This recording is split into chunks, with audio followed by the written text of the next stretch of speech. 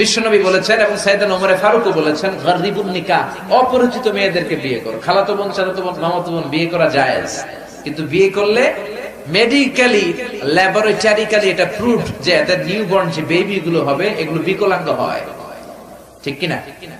Genetically একটা সমস্যা থাকার কারণে বিশ্বনবী উৎসাহিত করেছেন নতুন নতুন আত্মীয়তা বাড়াও। নোয়াখালীর ছেলে ঢাকায় বিয়ে করো, ঢাকার পোলা বরিশালে করো, বরিশালের ছেলে সিলেটে করো, সিলেটের ছেলে কুমিল্লায় করো।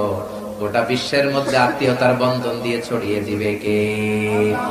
আবার বিশ্বনবী বললেন, বিয়ে করার আগে দেখে শুনে বিয়ে করবা। তাজাওয়াজুল ওয়াদুদাল ওয়ালুদ, যেই মেয়েরা প্রেমময়ী বেশি, যেই মেয়েরা বেশি সন্তান জন্ম দিতে পারে, ওই ফ্যামিলিতে বিয়ে করবা। কেননা কিয়ামতের দিন আমি আমার উম্মতের সংখ্যা নিয়ে গর্ববোধ করব। সুবহানাল্লাহ। কোন নবী 5 কোটি উম্মত নিয়ে দাঁড়াবে, কোন নবী 10 কোটি, কোন নবী 100 কোটি, বিশ্বনবী হাজার হাজার কোটি উম্মত নিয়ে দাঁড়াবে। সুবহানাল্লাহ। এজন্য বিশ্বনবী বললেন, তাজাওয়াজুল ওয়াদুদাল ওয়ালুদ, বেশি সন্তান জন্ম দিতে পারে শক্তিশালী নারী, প্রেমময়ী নারী দেখে বিয়ে করো। তোমাদের সংখ্যার কারণে কিয়ামতের দিন আমি গর্ববোধ করব। আবার বিশ্বনবী বললেন, বিয়ের আগে 4টা জিনিস দেখবা। কয়টা? আরো জোরে কোন? তুনকাহুল মারআতু লিআরবাআ, 4টা জিনিস দেখে বিয়ে করবা। 1 নম্বরে হলো লিমালিহা, তার সম্পদ দেখবা। 2 নম্বরে লিহাসাবিহা, তার ফ্যামিলি স্ট্যাটাস দেখবা, তার শিক্ষাগত যোগ্যতা দেখবা। 3 নম্বরে জামালিহা, তার সৌন্দর্য দেখবা। 4 নম্বর আসল জিনিস দেখবা লিদিনিহা, ধার্মিকতা দেখবা। নেককার কিনা দেখবা, হেজাব পরে কিনা দেখবা, বাবা মা আল্লাহওয়ালা কিনা সেটা দেখবা। 4টা। কয়টা? 1 নম্বরে সম্পদ আছে কিনা দেখো, 2 নম্বরে বংশীয় মেয়ে কিনা দেখো, শিক্ষা দীক্ষা আছে কিনা, ভদ্রতা আছে কিনা দেখো, 3 নম্বরে সৌন্দর্য দেখো, 4 নম্বরে দিনদারিতা দেখো। সবশেষে বিশ্বনবী বললেন, 4টার মধ্য থেকে সবচেয়ে বেশি যেইটা দেখবা সেইটা হলো দিনদারি। সুবহানাল্লাহ। এখন আমরা শুধু সুন্দরের জন্য পাগল। আসসালামু আলাইকুম ওয়া রাহমাতুল্লাহি ওয়া বারাকাতুহু।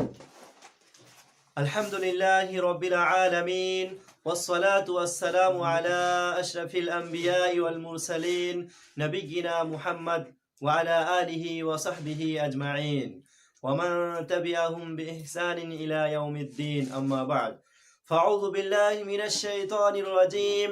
بسم الله الرحمن الرحيم. وأحل لكم ما وراء ذلكم أن تبتغوا بأموالكم. প্রিয় শ্রোতা মণ্ডলী, আজকে আমি আপনাদের সম্মুখে যে বিষয়টি নিয়ে আলোচনা করব সেটি হচ্ছে এই যে চাচাতো বোন, মামাতো বোন, খালাতো বোন, ফুফুতো বোন এদের সাথে বিবাহ করা বৈধ কি, বিবাহ করা জায়েজ কি, এই বিষয় নিয়ে বিস্তারিত আলোচনা করব ইনশাআল্লাহ।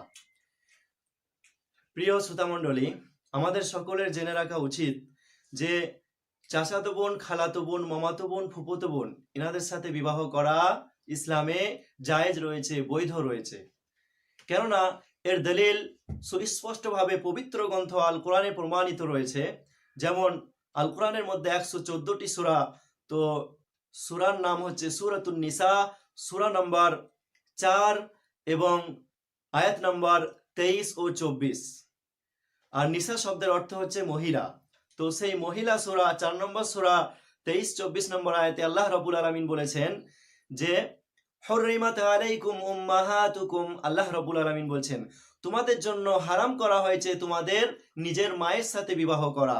তারপরে তিনি এভাবে প্রায় 14 শ্রেণীর মহিলার নাম গণনা করলেন যে তোমার নিজের মেয়ের সাথে বিবাহ করা হারাম, তারপর নিজের বোনের সাথে বিবাহ করা হারাম। তো 14 শ্রেণীর মহিলার নাম গণনা করে বললেন যে এই সমস্ত মহিলাদের সাথে তোমাদের বিবাহ করা হারাম। তারপরে মহান আল্লাহ পবিত্র গ্রন্থ আল কোরআন সূরা নিসা সূরা নম্বর 4 এবং আয়াত নম্বর 24-এ বলছেন যে উহিল্লা লাকুম মা ওয়ারাআ যালিকুম তাবতাগু বিআমওয়ালিকুম, এবং এই সমস্ত মহিলা ব্যতিরেকে বাকি 86% মহিলা, 86 শ্রেণীর মহিলা তথা কোটি কোটি মহিলার সাথে তোমাদের সাথে বিবাহ করা বৈধ, হালাল।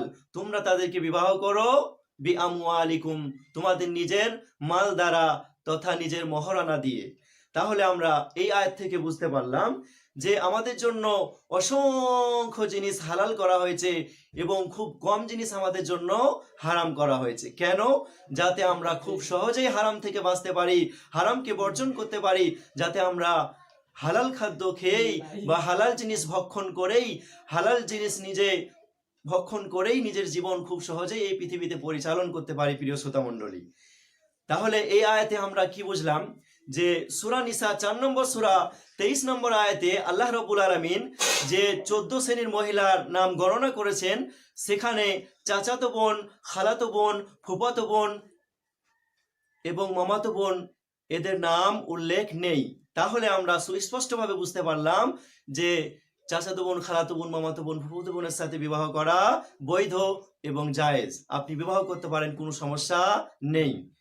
প্রিয় শ্রোতা মণ্ডলী, কিন্তু বড় দুঃখ লাগে যে বাংলাদেশের একজন বক্তা ফেমাস হয়েছে, মৌলানা মিজানুর রহমান আজহারি। তিনি বলেছেন গরীবুন নিকাহ, তোমরা বিবাহের ক্ষেত্রে দূরত্ব অবলম্বন করো। কিন্তু তিনি জানেন না যে হাদিসটি হচ্ছে জয়ীফ জিদ্দা, অত্যন্ত দুর্বল। এই হাদিসের উপর আমল গ্রহণযোগ্য নয়। প্রিয় শ্রোতা মণ্ডলী, এবং মিজানুর রহমান আজহারি বলেছেন যে নিজের আত্মীয়ের মধ্যে তথা চাচাতো বোন, খালাতো বোন, মামাতো বোন, ফুফাতো বোনের সাথে বিবাহ করলে যে সন্তান জন্ম নেবে সেই শিশু বাচ্চারা বিকলাঙ্গ হয়, হ্যান্ডিক্যাপ হয়।